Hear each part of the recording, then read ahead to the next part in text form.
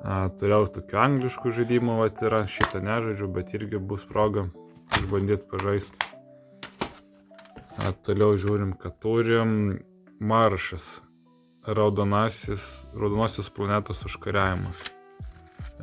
Šito irgi nežaidžiu, bet matosi, kad first person shooteris, tai bus irgi proga vat pabandyti. Ir ko man patinka, vat tie diskai vat seniai, ir ypatingai šitie kvadratiniai, nes jie tokie kompaktiški ir šiaip visai kitaip jaučiasi, negu tu iš Steam žaidimo atsisiųstum arba kažkur kitur. Tiesiog va ta fizinė medija kitaip jaučiasi, negu ta elektroninė, noriu va tą pasakyti. Čia neatsimenu, kaip tas filmas lietuviškai vadinasi, bet irgi atrodo visai smagiai lygtais, tai bus proga irgi vat išbandyti. Vat irgi viskas vietoj, viskas tvarkingai surašyta. Vat įdomu, šiaip bus. Kas parašyta podvodnaya bratva, tai lietuviškai povandeninė brolyje, jeigu taip.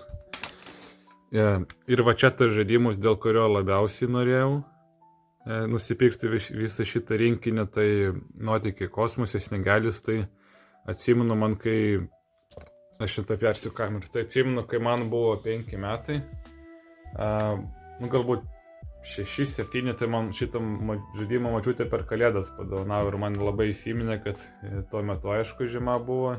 Ir va čia tokia tematika Sniegelis ir irgi vat lietuviškai parašyta, viskas fainai, taip vat gražu. Aišku, truputį dėžutė truputį sulūžus, bet svarbu, kad va diskas vietų ir tikiuosi vat veiks.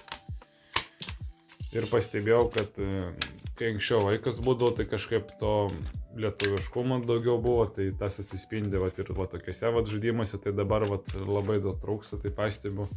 Nors ir tas knygas atverčia lietuvių kalbą, filmus irgi, bet va tokių dalykų, vat, kaip anksčiau lietuviško, trūksta tų pačių žaidimų ar kažkokių programų lietuvių kalba.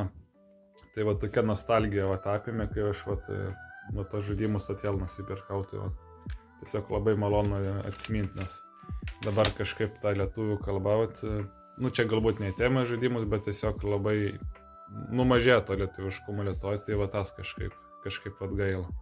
O dar apie patį žaidimą, tai vis va taip atrodo, tai toks platformeris, tai atsimenu, ir labai paprastas buvo, bet jis labai magiškas toks atrodė, kai aš žaidžiau ir pamenu, vat labai vat gerus atsiminimus aš vat iš jo vat turiu.